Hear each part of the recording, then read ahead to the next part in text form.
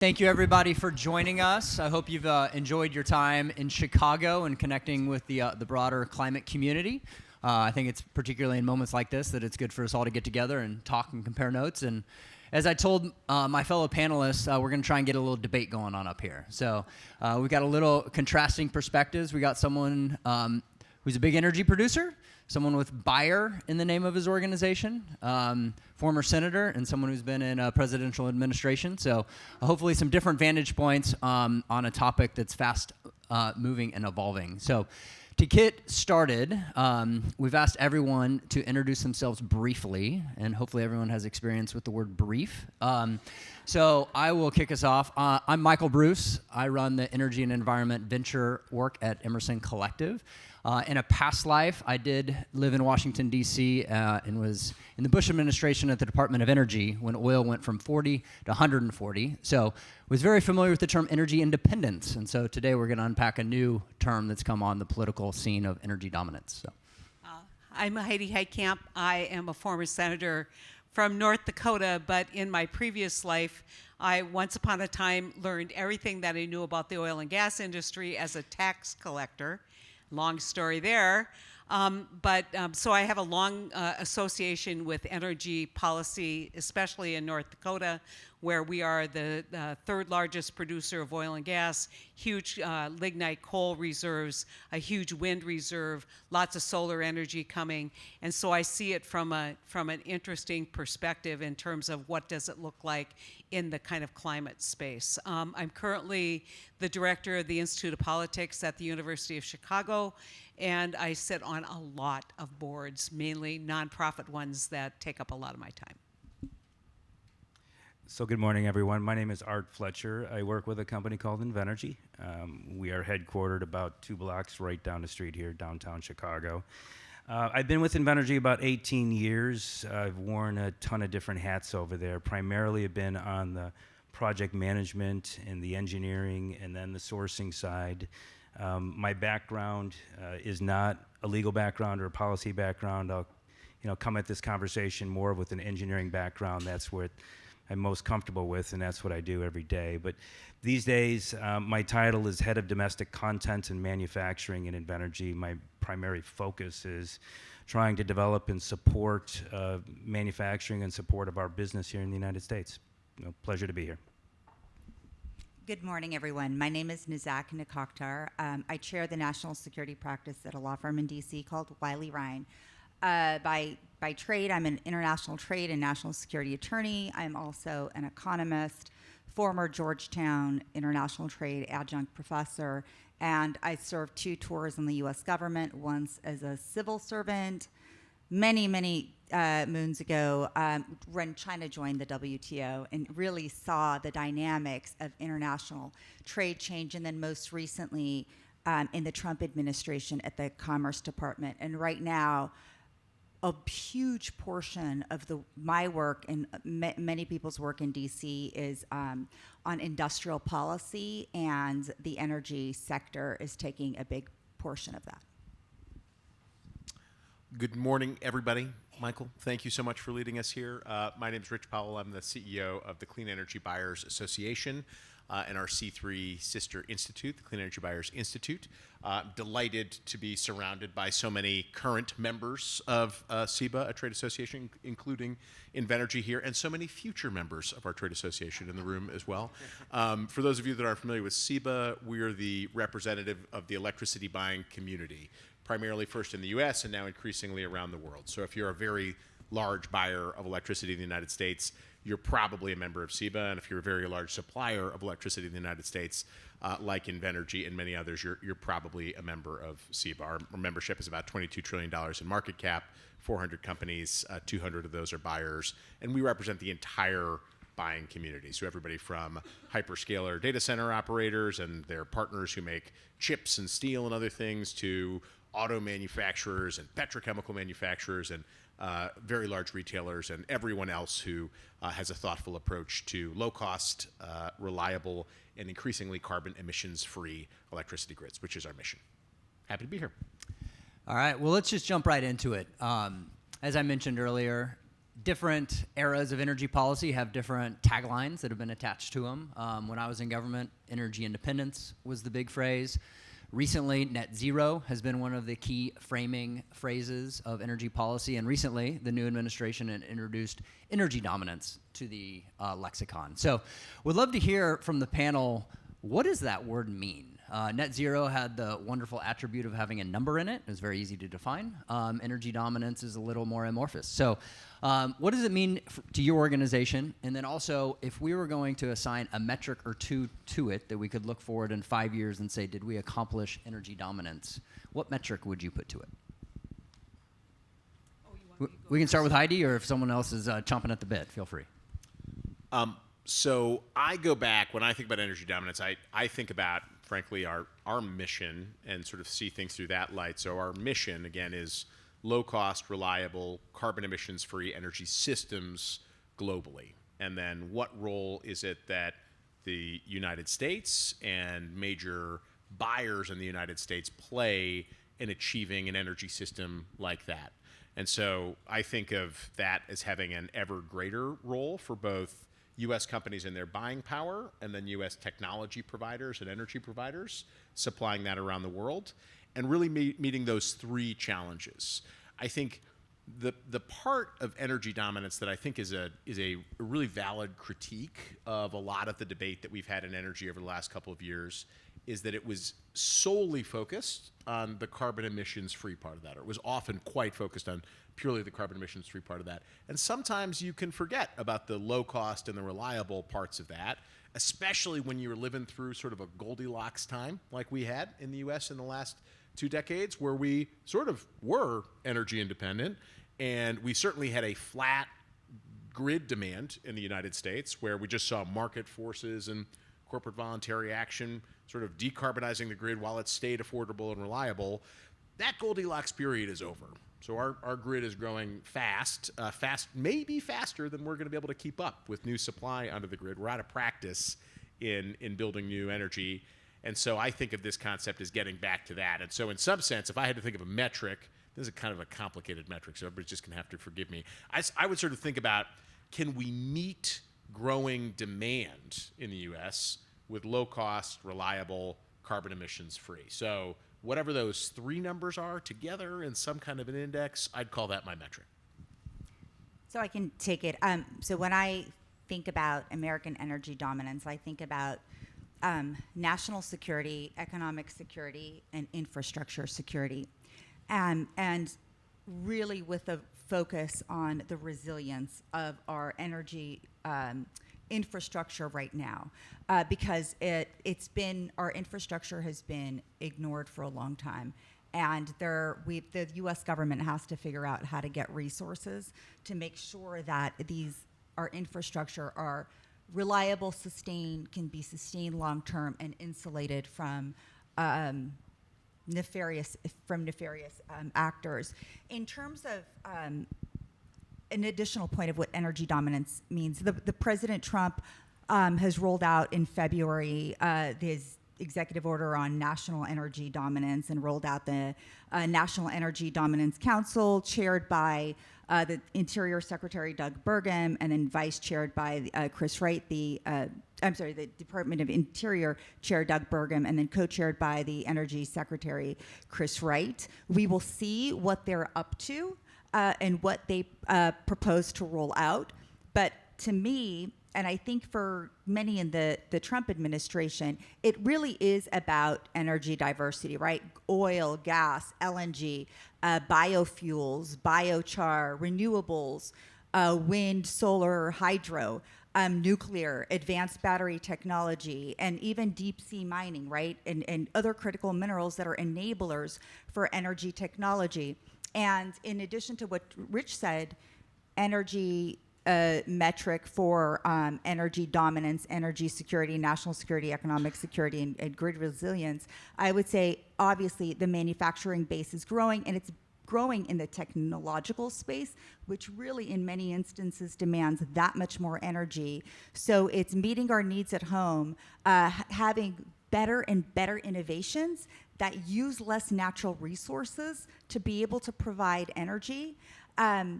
developing the infrastructure to support the deployment of energy rapidly, and export our energy capabilities to the rest of the world.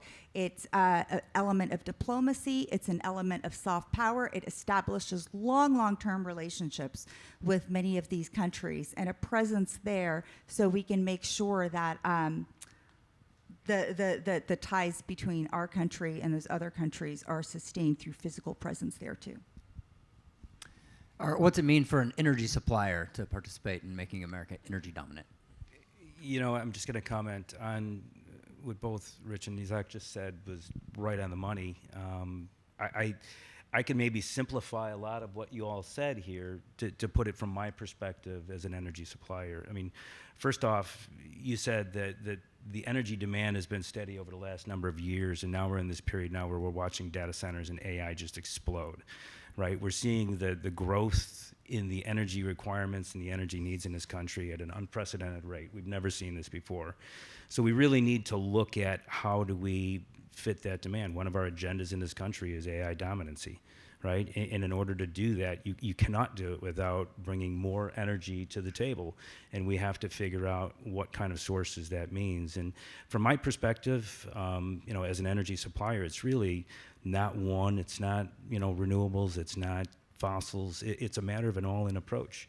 We really have to focus on additionality and not replacement in this world, right? We've got to figure out how to bring more to the table, not just to bring selective kinds to the table and eliminate others. So it's really about an all-in need, whether it's, you know, on the fossil side, if you're talking about gas, or renewables, you're talking about land-based wind, you're talking about solar, you're talking about energy storage, emerging technologies, hydrogen. And, you know, I hate to call nuclear emerging, but, you know, nuclear has been pretty stagnant for a number of years. And when you look at SMRs, which are down the road a bit, but they're, you know, they're still potentially an answer in the future. I don't think they're an answer in 2026 and 2027, but they are an answer potentially down the road. And I think we have to consider all these sources in solving this energy demand problem. Nisak, I love what you said about infrastructure, because I think that's absolutely a key to what we have in this country. And when I talk about energy infrastructure, I'm going to really focus in on transmission lines, right? I think if you look at transmission in this country, it's relatively antiquated. It's been stagnant as well, and we need massive improvements there. We need to be able to take power from low generation areas, whether it's going to be fossil or, in the case of renewables, and bring it to the load centers. And, you know, we can talk about projects that are out there right now, but the fact is we have to build upon the energy transmission infrastructure we have in this country, or we have no hope in meeting the demand. And then finally, Nisak, you also mentioned manufacturing, right? And near and dear to me, if you remember what I said earlier, now I'm focused on Invenergy's manufacturing efforts, right, in this country. And we've got to focus on high-tech manufacturing, good manufacturing, sustainable manufacturing. And we've seen tremendous improvements over the last few years in that manufacturing capacity. You know, Invenergy ourselves have brought a 5-gigawatt solar manufacturing facility to the, you know, Midwest in Ohio, right outside of Columbus. I'm very proud of that. That's one of the biggest accomplishments I've made, right, in my endeavors here at Invenergy, is that facility. Excited to continue that, to try to improve that where we can, but I'm also very excited to try to bring the upstream supply to that as well. We can't forget about just the downstream final product. There's a lot of inputs that go into that, and I think focusing on those inputs is very important, and that's key to our energy dominance. I think energy dominance is a political phrase. It's not an economic phrase, it's not a legal phrase, it is a political phrase. And so the first thing you have to ask is, how is that different than previous policies, which have been a dialogue about all of the above, going to energy independence, and now energy dominance. And energy dominance sounds more muscular, so that's got a better political spin to it. I disagree that this administration wants all of the above. They do not want all of the above. I think that this is an administration that clearly feels that the fossil fuel industry has been at a disadvantage, has been demonized, and I can share some of that perspective as somebody who led the charge on CCS someone who led the charge, in fact, probably wouldn't have gotten oil exports, the ban on oil exports lifted without my participation as a Democrat in the Democratic caucus.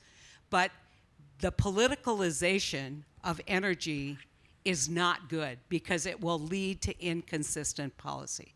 And when you look at the investments that we're talking about, whether it's investments in infrastructure, whether it's investments in new generation, these are not one day I'm going to do this kinds of things. The event horizon, and one of the things that I did in my previous life is I served on the board of directors of something called Dakota Gas. Dakota Gas is a large regional synfuels plant, also one of the largest sequestration projects in the history of this country.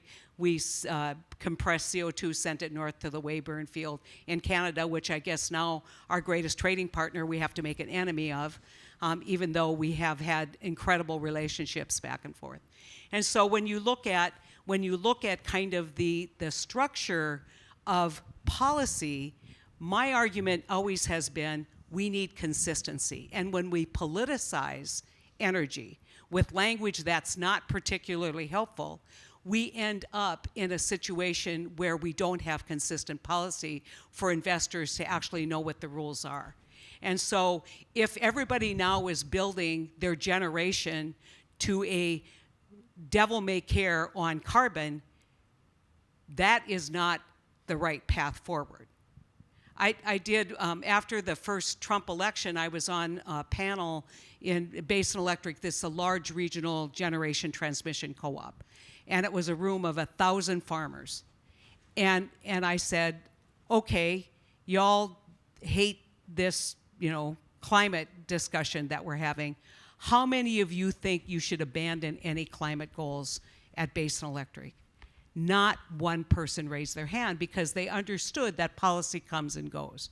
And so to me, the need, if I had some advice for Doug and Chris Wright, who I don't know, I do know Doug Burgum, I would say build a coalition that is sustainable beyond your 3 years in office. Because if you want investment, if you want to achieve energy dominance, then you're going to have to achieve stability and policy that's going to lead to the kind of investment that it's going to take. And so I don't see that happening. And I see platitudes like, drill, baby, drill. You really think that when you can punch a hole in the Permian or go up and do enhanced oil recovery in the Bakken, that somebody's going to green space development in a wilderness area? No, they're not going to do that. They're not going to do that because there's reputational risk to do it, but there's also infrastructure. If you think it's hard to build a gas gathering line in the Permian, think about building a gas gathering line in a wilderness area for associated gas that comes with oil.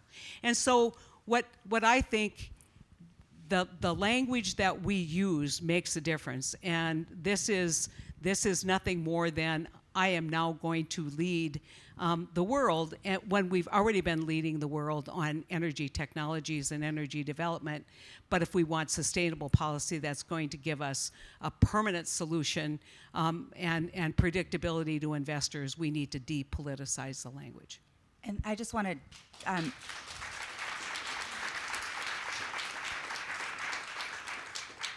And I really want to sort of, along the lines of depoliticization, I really want to sort of set the record straight in the room, because there is a lot of perception that the current administration hates wind, hates solar. But let me give you just a few data points. In Trump 45, we imposed tariffs on imports of solar products, solar cells including, so that the domestic industry can grow. So we're not constantly reliable on China's manufacturing that has environmental harms, that uses forced labor. We are exporting. This administration is exporting, promoting the exports of wind turbines through its trade deals.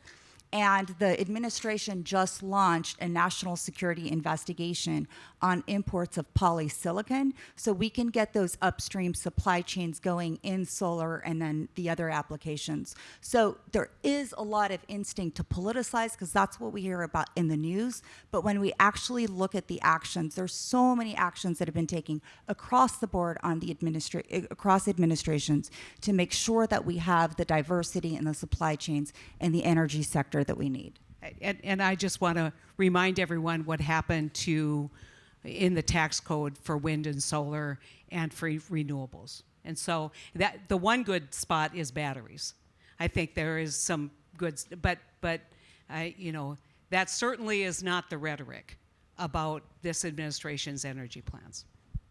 All right, we're getting a little debate going on here. This is what I asked him to do.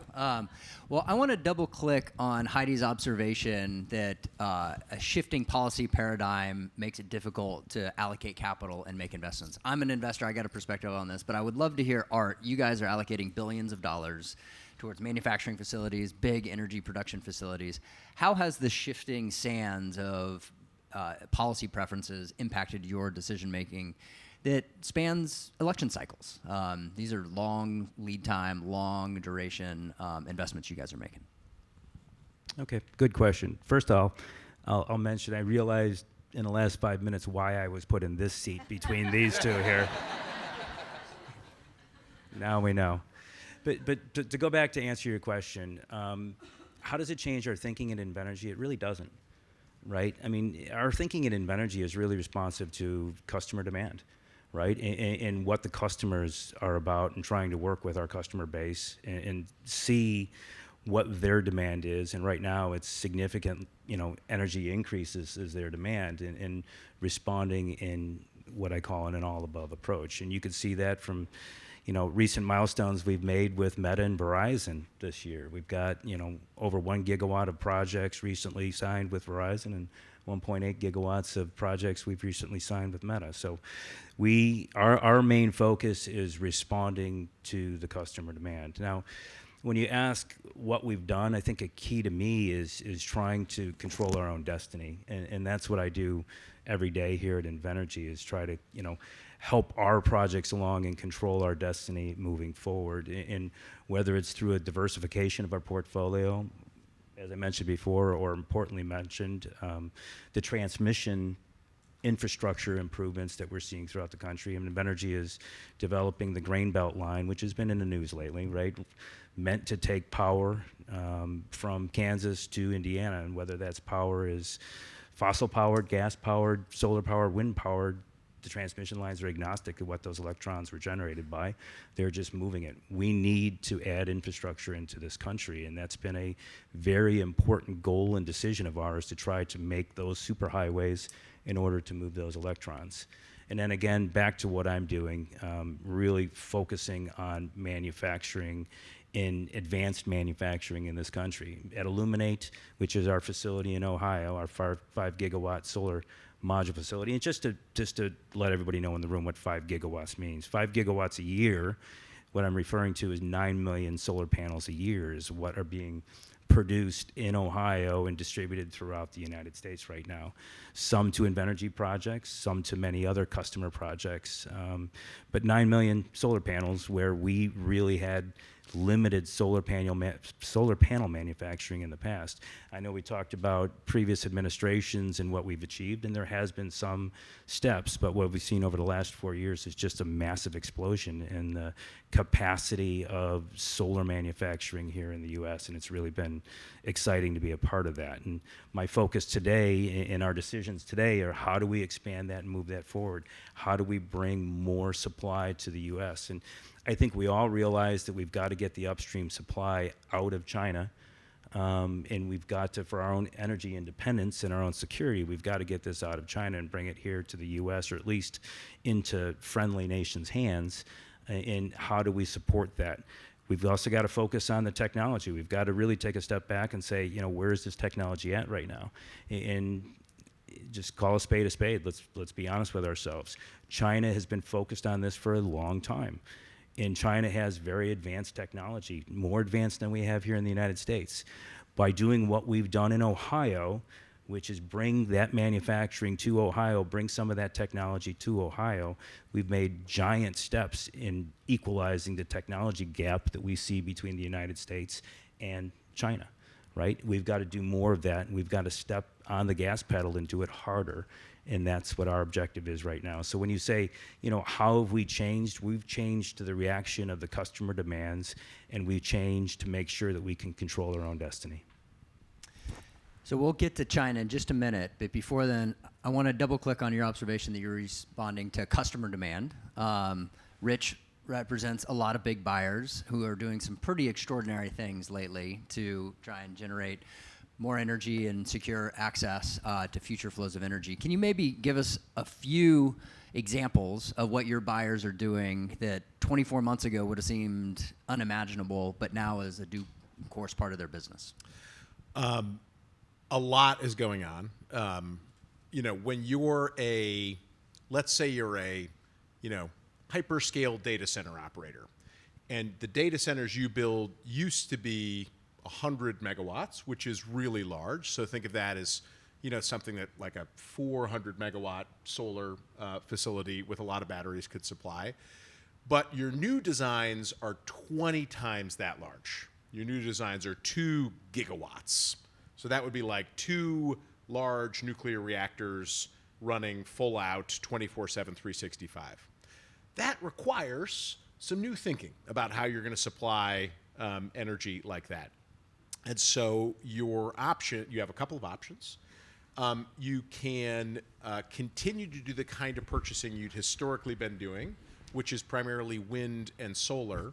But those systems are so large that when you come into a grid, the grid operator is now asking, well, we don't actually have 2 gigawatts for you today. So you're going to have to help us. You're going to have to bring new energy to this grid in order for us to allow you to hook up. And so new kinds of deals are being inked, like the one that was just mentioned about Invenergy and Meta, where very large-scale renewables purchases are happening, and increasingly those are being paired with grid flexibility or grid firming mechanisms like solar or like storage as well to bring full capacity into the grid.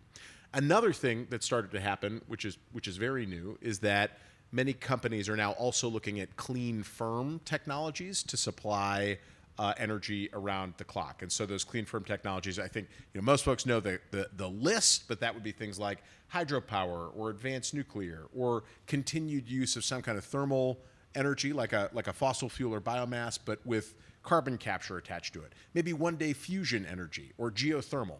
And so our members have actually started to do power purchase agreements with all of those different kinds of new energy supply. So think like enhanced geothermal like Fervo or next generation nuclear technologies like X-Energy. People are also bringing old nuclear assets that had been prematurely shut down but are still operational back online. So the newly christened Crane generating station, the old 3 Mile Island reactor that was still running through just a few years ago, Microsoft is resuscitating that reactor and bringing that online. Some of the hydro deals that have been announced are incredibly huge. So just last week, Google announced a deal with Brookfield Renewables to do 3 gigawatts of new hydropower at several facilities in Pennsylvania that involve sort of upgrading and relicensing older dam infrastructure. So there's a sort of a step change in scale now happening, and a whole suite of new technologies that are being brought back into the mix. Just to loop it back to your earlier question about policy in the space, that's a place that we're seeing challenges and opportunities. So on the challenges side, to the point Heidi made earlier, it is quite challenging that Congress made the decision, and Congress was balancing a lot of things in the One Big Beautiful Bill, but they did make the decision to ramp down the incentives specifically for solar and wind faster than was previously on the books. So we now have sort of another year ahead of us to commence construction on many of those projects to continue to take advantage of those tax credits. We wish that that was a much longer runway. Obviously, these things can't last forever, but in this time of rapid electricity growth, we wish there was a longer runway.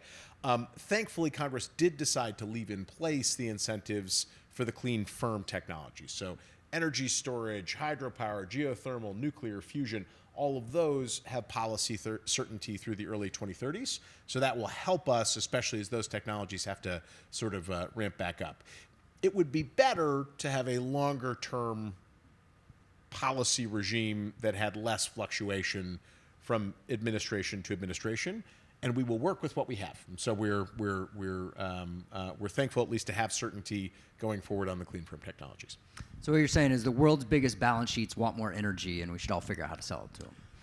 Yeah, that would have been a much faster way to say what I just said. Yeah. All right. Well, let's transition to what could be the spicy part of the conversation here. When we talk about energy dominance, obviously that's in a geopolitical context, and we're talking about some emerging near-peer competition with China, who's developed, to their credit, some extraordinary capabilities in precision manufacturing.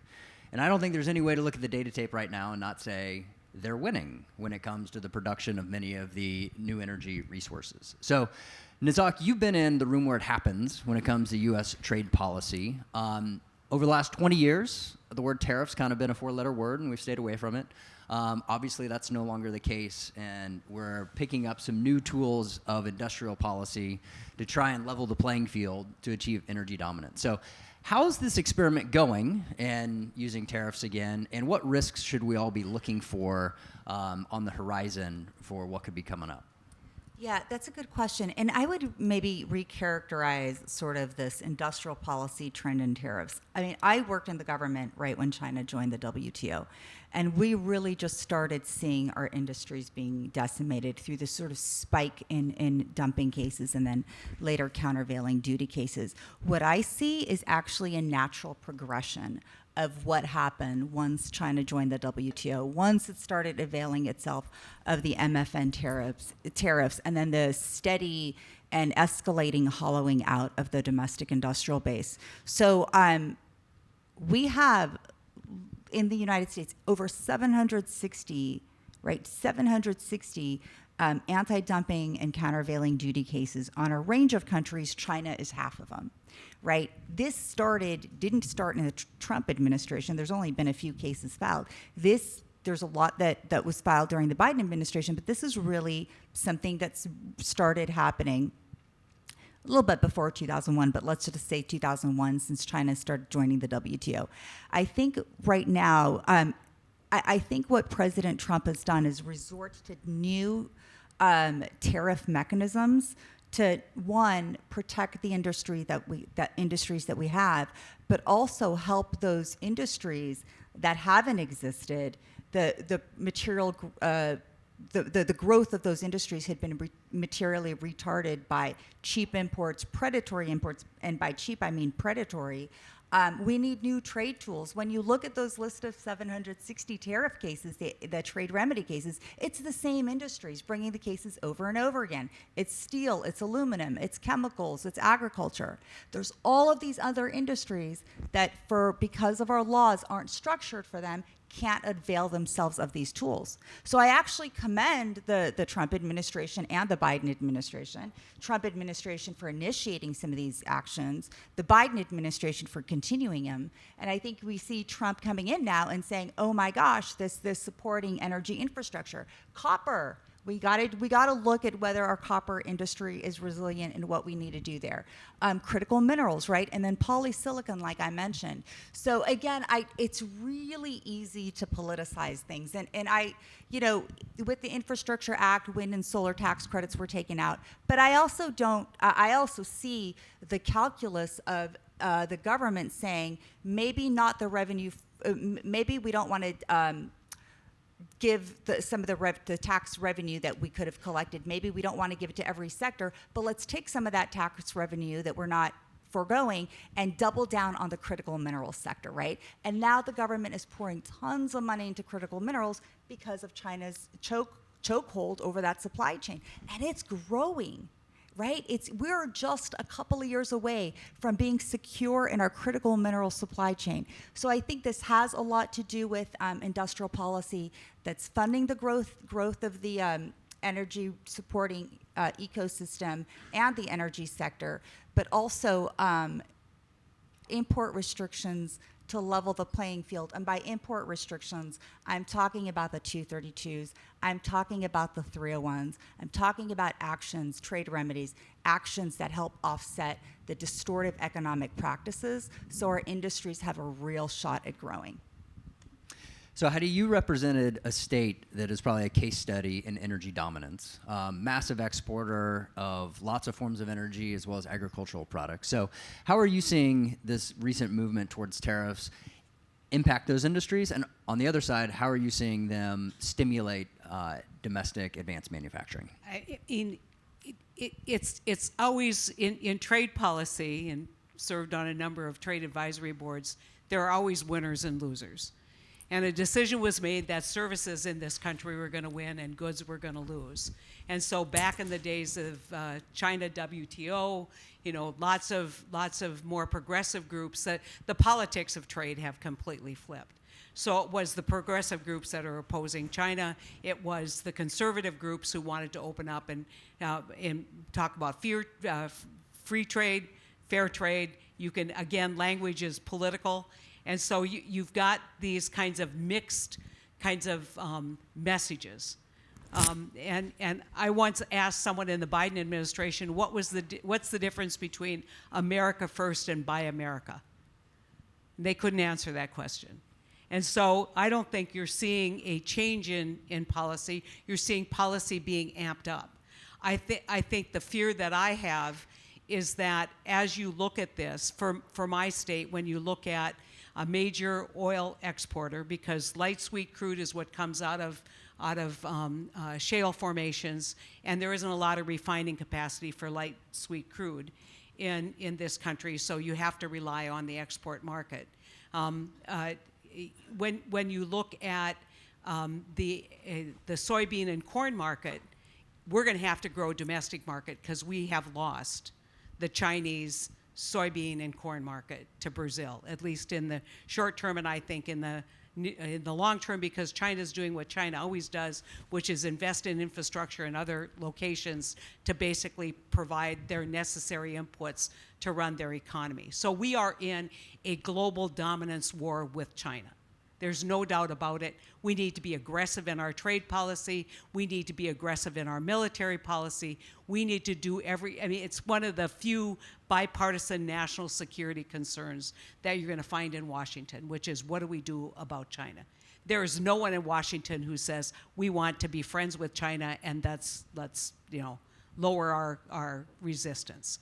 And so the challenge that you have is that all of our other traditional trading partners that we should be building alliances with have been irritated by, I guess we're calling it, I forget what the day was called, but Liberation Day. And the calculation of these reciprocal tariffs didn't make a lot of sense in economics. And so all of a sudden you've rattled traditional trading partners like Canada, like Mexico. You've rattled our European trading partners, and you've provided an opening for China to basically poach our allies. And so the geopolitical or national security implications of that, never mind the economic implications. We're a country of 330 million people. If you think you can, people always ask me, why am I a globalist? And I always tell people I'm unabashed globalist, because I don't see a way forward for this country if we erect trade barriers and only trade among ourselves. We'll just be moving money around the country as opposed to bringing new wealth to the country.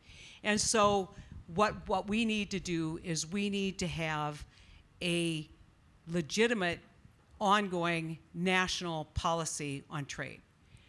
What are we seeing trade being built on? Emergency orders. Think about that. When I was in I was in office when in the first 2 years of the Trump administration, paired up with Republican colleagues to try and claw back some of that trade authority that had been basically given to the executive branch without a lot of thought on what happens if somebody deploys it without kind of having consultation with Congress. It's interesting because we're now in a spot where we don't know. August 1st is coming. We don't know what that trade policy is going to be. And again, I would tell you just from my experience in public life, one of the biggest threats to the economy is the lack of predictability on policy. And so we're in a trade regime where we don't have a lot of predictability about what the next step's going to be. And I would, I find it interesting because and I've just raised this question that no one seems to have raised, which is, if Trump is doing bilateral trade agreements, does he need confirmation from Congress? What are these agreements that are being negotiated? Are they bilaterals? I mean, because there's no hope anymore, in my opinion, long-term for a multilateral trade agreement. Forget TTIP and TPAC and whatever else was on the horizon. So if we're going to do these one-offs, is there a congressional approval process? And so there's so much uncertainty right now in trade, along with a court order that basically has been stayed that says you can't use emergency authority to implement these policies. And so I think going forward, there really needs to be, again, a bit broader and more coalition, nonpartisan, bipartisan dialogue about trade policy.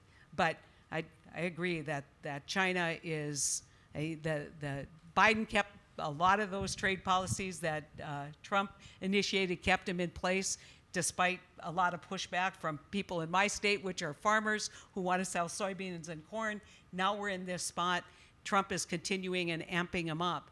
But you can't look at just the China trade policy. You've got to look at what we're doing trade policy globally. Can I just add a point about sort of business uncertainty? Listen, like my client, I've been doing U.S. industry-based resilience growth for 25 years. And in a time of global trade, there's going to be uncertainty. You're going to have geopolitical uncertainty. You're going to have, China just hollowing out our industries, and other countries, the regime changes and things will change. I get even right now, the counter argument is, Nisak, but Trump's doing a lot to create business uncertainty, yes. But I think everybody in the room would also agree that the status quo wasn't working, right? And so the status quo gave us certainty that our industrial base was going to continue to recede. So I think sometimes if you're trying to redo everything, and I'm not saying everything that everybody's doing in the government is right, but sometimes if you're going to change the status quo and you're going to see how your trading partners respond, you are going to have a period of uncertainty. And I really think that the focus right now, certainly of energy, we've got to really keep an eye towards what China is doing, and China is manipulating the rest of the world. What China is doing is telling other countries that trade with it, if you rely on U.S. inputs for X, Y, and Z, right, we're going to retaliate against you. So now our China problem is seeping into other countries, where other countries' manufacturers are being told, do not use American inputs and sell to China, or if you sell to China, you can't use American inputs. And then the companies are redesigning their products to design out American inputs, right? So now this becomes a trade issue with other countries. And so if the government is thinking about retaliating against those other countries for discriminating against U.S. goods, we're going to have business uncertainty. But a lot of it also is U.S.'s reaction and defending its own interests. And for me personally, having done so many bilateral negotiations with other countries to buy American products, it's about time that our government stepped up and started representing our industries. Because what I've seen in other governments, this is also in particular with respect to the energy sector, other governments would advocate so strenuously on behalf of their industry, and America just kind of never did. And I'm glad that over the last 10 years, maybe 12 years or so, that thinking has changed, and the American government is really doubling down on our manufacturing sector, our exports, and the entire ecosystem. I think we could have this debate for a whole panel in and of itself, but we do want to get to a couple questions from the audience, so be thinking about those. But before we get there, I wanted to do a quick I guess Yeah, Mark's Michael, got an intervention. if I could just add on to it, and I want to stay out of the politics on it. I'm going to stay neutral here, but the fact of the matter, from a business perspective, right? My life is business every day. It's not policy every day. It's reacting to policy and trying to keep business afloat. So I just want to point out a couple things, and you guys have hit on some of my mantras that I hit on over and over and over. And one is the policy stability and predictability. I tell this story all the time, or make this example all the time. The stock market reacts one way to good news. It reacts another way to bad news. But it always reacts worse to no news, right? And the biggest impacts are when you have the questions are out there. In business, particularly my business in energy, is very similar to that, right? We can react to news. We can react to policy. We saw this in 2017 with the 201 tariffs, right? 201 tariffs came on solar, and everybody thought this was doom and gloom. It was the end of the world. Well, the fact is, once the policy was established, once we knew what the rules were, we conformed, we adjusted, and we lived by it, and we went on. And we were able to manage that. Move forward to numerous different other policies, the WRO, the UFLPA. There's been tremendous amounts of stress in this energy industry, particularly on the renewable side over the last 8 years. But when we have an answer to the policy challenges that gives us a path forward, we'll get on that path, we'll activate, and we'll be successful. The problem we have right now is just the ever-changing scenario, and the result is, and I feel this all the time, and it gets into the manufacturing side, we're all sitting on our hands right now, right? We're all paralyzed because we don't know how to move forward, because we don't know what the rules are, and we're looking forward to getting these rules, because once we do get these rules, we can be successful. I think another key thing that we have to remember, though, is when we're playing these, it'll sound offensive if I say policy games. I don't mean it that way. But while we're modifying our policy, or we're trying to figure out our policy, it's incredibly important that we don't choke off the demand that we've established already by limiting the businesses that have been built out there, right? We've seen a lot of clean energy manufacturing businesses. I'm going to go back to the solar industry where we've seen, but we've also seen it in wind, right? Where this policy uncertainty is leaving companies in a lurch of what they can do next. We have to be very careful, where is your upstream supply coming from? And I referenced it before, there's a lot of technology in China, and while we've built manufacturing here, there is still a dependency on some of the upstream components. We're developing the essential minerals, right? We're working on there, but we're 2 years away. What we can't do is we can't kill the existing businesses that we've just successfully built before we get this firmly established. So we've got to walk a fine line to support the policies that we need to develop these industries here in this country without killing the demand that results in the need for those industries, or we'll find out when the industries come, there's no business for them to service. And one thing to just underscore, on every policy issue, just to kind of double click on what you said, there's not one issue that all industries are against. All of these actions, all of these policy actions across many, many years, there's been industries that have been advocating for it, and another set of industries saying, whoa, wait, this is what's going to do. This is an incredibly complex landscape, and there's not going to be a one-size-fits-all. Can I just say, the one thing that we haven't talked about that plays in this in a big way, and you could see retaliation, is in the American service industry. We have focused all of our trade discussion on goods and on industrial development, and we have, that trade-off that we can go back and point to, which was we are going to do NAFTA, we're going to open up to cheaper, and we did, cheaper American goods or cheaper goods coming into this country, but we're going to retain dominance in the service industry, which is high value added. And so this is really complicated, and the challenge that you have is trying to achieve that balance.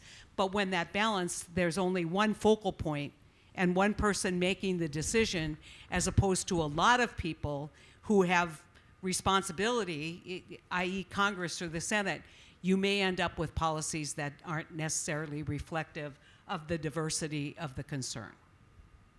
Well, hopefully we've given you all plenty to think about and different perspectives. Would love to open it up for a couple questions from the audience as we round the corner for home here.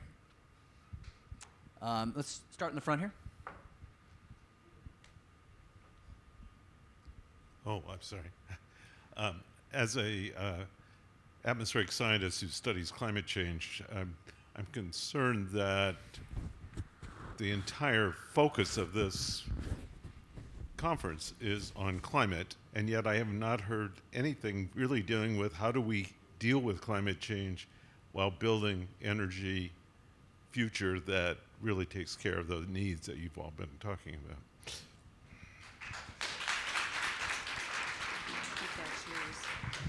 Rich, would you want to take that? You've got some buyers who like to buy clean. I will reiterate that our mission is low-cost, reliable, carbon emissions-free electricity systems globally. So we have purchased as of Q2, the end of Q2 this year, 116 gigawatts of clean energy in the United States, 250 gigawatts globally. In the U.S. alone, we've got at least another 175 gigawatts to go. I bet we've got hundreds more to go globally.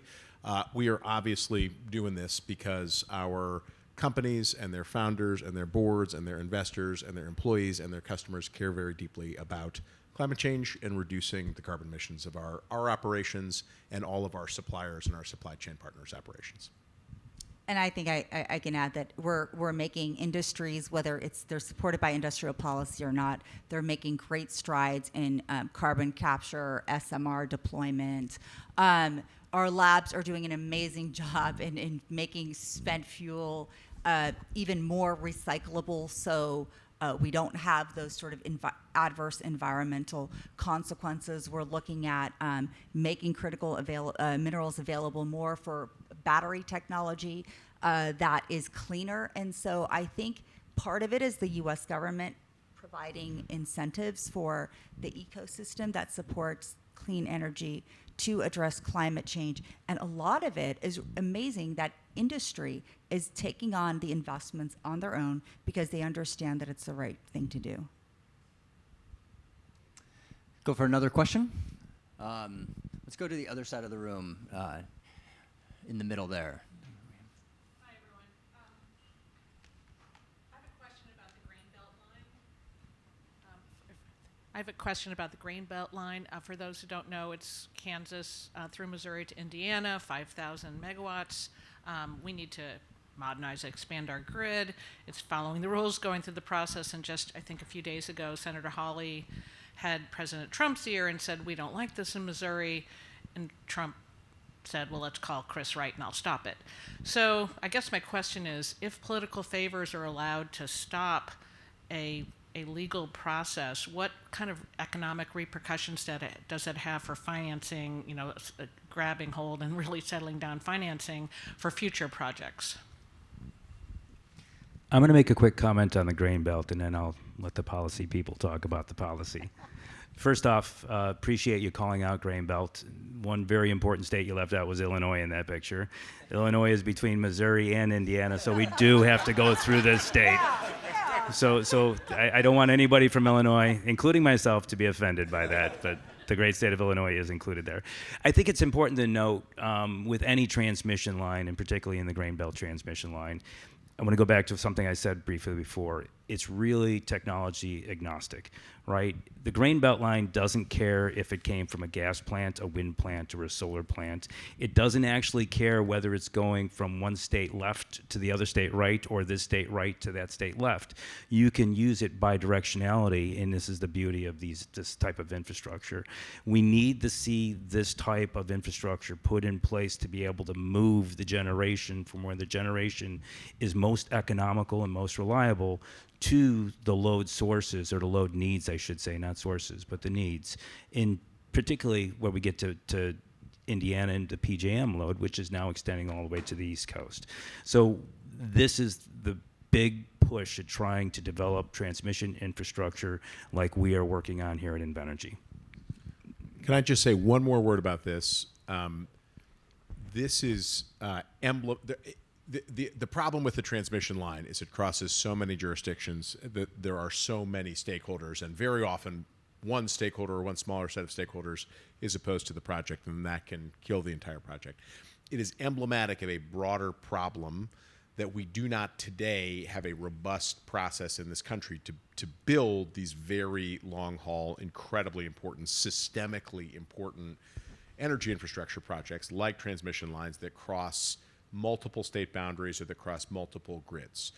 We had enabling legislation, very bipartisan enabling legislation that was originated in the Senate last year called the Manchin-Barrasso bill that passed out in a very bipartisan way from the Senate Energy and Natural Resources Committee, and that would have given more and stronger authorities to actually get these things done. These projects, unfortunately, Grainbelt is the most recent example of this, but we've seen large, systemically important transmission project after transmission project from folks all over the country. You know, I'll point to the transmission that's been trying to bring hydropower, desperately needed hydropower into the Northeast from Canada for years, being brought down by all kinds of different mechanisms in those regions. We need a mechanism to build interregional transmission between grids and across states in a rational way where investors and developers have some certainty about that process and some timeline on which it's going to be achieved. And we need bipartisan federal legislation to set up that process. I want to just point, I mean, we live in a federalism-based society, right? And it's not just state governments, but it's local governments. It is, and so at any link in the chain that gets broken stops a project, especially a power line project. But I'm not sure the Secretary of Energy has the authority to stop a project like that if it's been permitted. But for everybody who wants to assure that we are going to preempt state governments and local governments, your example is a perfect example why you may not want one point of entry to make decisions on energy or on tariffs or on anything, that there needs to be a respect for the federalist society that we live in. Let's do one more question right here. Thank you. The MP materials deal seems like a necessary one, but it was non-publicly sourced, non-competitively awarded. The terms aren't market, and it appears it went to a CEO whose brother was the founder of Trump Media and Truth Social. So how do we ensure we maintain transparency with government support awards to individual companies moving forward while also building out our industrial base? I'll first just answer that. It's really easy to, again, I didn't know the fact that you just stated about some relationship, but I want to underscore that MP Materials is the first entity outside of China who has done separation on a commercial scale. Let's not minimize the breakthrough of really good companies. I was asking a deep sea mineral company yesterday, why are you doing this? Why are you going through this? You have so many Chinese funded groups coming after you. Why? And he's like, because, well, one, he enjoys the sport, but two, it's the right thing to do. And I think MP Materials did just that. It was the right thing to do, against all odds, against Chinese predatory economic practices that are continuing without the sort of 232 tariffs in place, which I think are going to be forthcoming. They've done separation at a commercial scale, first time outside of China in ever since we transferred the technology to China. And so I don't know about the legal, this is unprecedented what the Department of Defense did. I understand that a lot of people were looking at the sort of legal requirements. I think we'll see where that shakes out, but I really don't want to minimize the breakthrough, great things of some of our companies are doing, even when they know that the business climate is uncertain, because they don't know if they're ultimately going to get the tariff protections to level the playing field, and they're still forging ahead. Well, looking at the clock, we should probably round the corner for home here. I think it's been a great discussion trying to define a new word and a political phrase in our lexicon, and also talking about we've got to rise to the occasion here. We've got huge energy buyers saying, I need a lot more energy. We've got climate concerns saying, let's make sure we do this in a way that respects future generations. So as we wrap, I wanted to give a moment for each panelist to have some closing remarks. Try and keep it to about 30 seconds of opportunities for this group to collaborate as we try and chart a course for the future. I'll go. I'm happy to start. As there was a moment of silence, I will just say that when we look around sort of the international community, the United States is still, despite everything we talked about, the geopolitical and the political turmoil, the U.S. remains the epicenter of energy investments. So we're doing something right. And what I encourage everybody to think about is all of the right things that the government is doing and doubling down on that. And our government is unique because industry has a huge voice to go and advocate for their needs in a way that all of our other sort of trading partners don't have in the significant way that we have. So we use our voices, but also we look at the facts, and we're growing and being and growing as the epicenter of these critical energy investments. I'll now go. So when you think about the challenge ahead of us, so the need to build something like 150 gigawatts of new electricity, ideally clean electricity, in the U.S. over the next 5 years, or 450 gigawatts if those are intermittent resources. That can seem like an absolutely enormous challenge. But interestingly, it's exactly how much China built last year. So we know it can be done. We know, looking at their system, we don't want to do it that way, right? We don't want to do it the way that they're doing, without respect for labor rights and practices, and with what I would describe as an interesting top-down permitting system, not one with a lot of public consultation. But we know technically that it can be done. And so I have great confidence that once we work through this process and get the rust off the gears of our building apparatus here in the U.S., that we're going to be able to meet this massive electricity challenge ahead of us, and we're going to do it in a much more responsible way than our competitors. And it's going to maintain the U.S. as the premier place to do business and cite new everything for companies around the world. Just one quick comment, which is, if you are concerned about carbon, become fuel agnostic. There's just way too many people who will automatically reject natural gas as a fossil fuel and therefore an enemy of climate. It can be a friend of climate. And so I would just suggest that you take all the bias that you may have about fuel sources, put them aside, and focus on carbon. And I think you'll make the right decision if you do that.